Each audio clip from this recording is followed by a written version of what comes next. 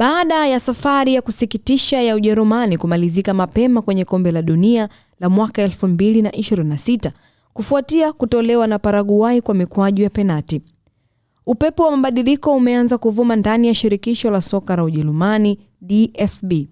Taarifa kutoka vyombo mbalimbali vya habari zinaeleza kuwa Julian Nagelsmann hana nafasi ya kuendelea, huku Jurgen Klopp akitajwa kuwa chaguo la kwanza kurithi mikoba yake.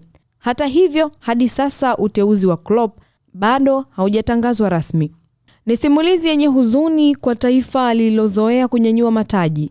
Wachezaji waliondoka uwanjani wakiwa wameinamisha vichwa, mashabiki wakabaki kimya kana kwamba upepo umeondoka na matumaini yote. Kama wahenga walivyosema, baada ya dhoruba hutokea utulivu. Na wengi sasa wanaamini Klopp ndiye anayeweza kuwasha upya moto uliokuwa ukizimika ndani ya kikosi hicho.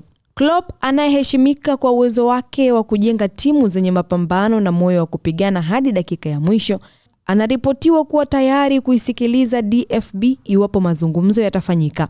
Ingawa kwa sasa anafanya kazi ndani ya mfumo wa Red Bull, ripoti zinaeleza kuwa nafasi ya kuiona timu ya taifa ya Ujerumani ni moja ya kazi ambazo angeweza kuzikubali.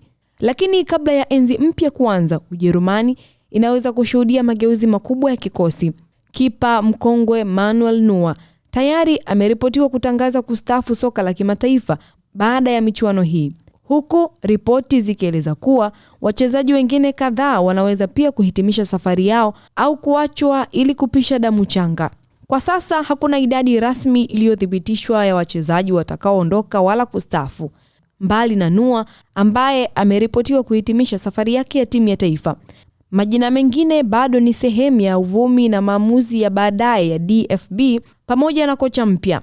Hivyo madai kuhusu idadi maalum ya wanaoondoka hayawezi kuthibitishwa kwa sasa. Mashabiki wa Ujerumani sasa wamegawanyika kati ya majonzi na matumaini. Wapo wanaoamini zama za Nagelsmann zimefika mwisho, huku wengine wakiona Klopp ndiye mtu sahihi wa kurudisha heshima ya nembo ya tai ya Ujerumani. Methali isemayo penye nia pana njia imekuwa kauli inayorudiwa na wengi, wakiamini safari mpya inaweza kuanza kwa mafanikio. Soka linafundisha kuwa hakuna usiku usio na alfajiri.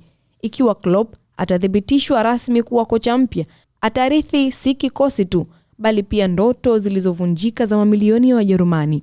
Atakuwa na jukumu la kujenga upya kizazi kipya cha wapambanaji, kuwapa mashabiki sababu ya kutabasamu tena na kuthibitisha kwamba hata baada ya mti mkubwa kuanguka, msitu unaweza kuchipua upya. Safari inaweza kuwa ngumu, lakini kama wahenga walivyosema, mchelea mwana kulia, hulia yeye.